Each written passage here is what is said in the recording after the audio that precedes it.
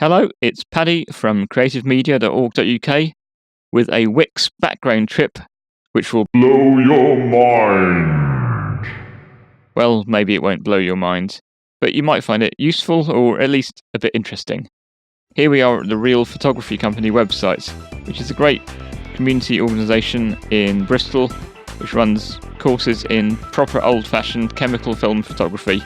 Lots of fun can be had with doing things the old-fashioned way and not doing all this digital stuff. Go to the site and find out more. One thing we wanted to do on the site was to have this particular image as a background, but as you can see, it's not there on every page. We only wanted it to appear on certain pages. I wanted to use a background image rather than just inserting it as a normal picture on the page. The reason I wanted to do this was because the staff and volunteers at the Real Photography Company wanted to update this themselves in the future, and if you have to put the same image on several pages, it's very easy to accidentally put it in a slightly different position or resize it. All kinds of things can go wrong, and when people are browsing the page it looks a bit naff, and I don't want this site to look naff. So using a background image will ensure it always appears in the same place. Now this is a bit of an awkward image because Wix provides various set options, such as putting the image at the top of the page or filling the page or even vertically in the middle of the page, but it won't let you put it so far down from the top of the page, so I needed to do something a bit out of the ordinary to make this work. Firstly, I created an image with a big transparent space at the top. Here I am in Photoshop with my image. There's various layers here. They can change these images by changing the right layer, but they need to keep this space at the top.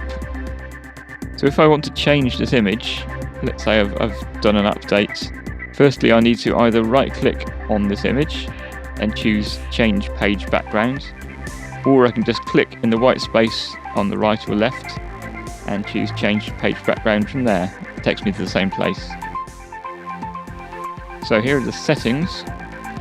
Tons of options for your background, as they say. If I want to change the image, I'll need to click image first.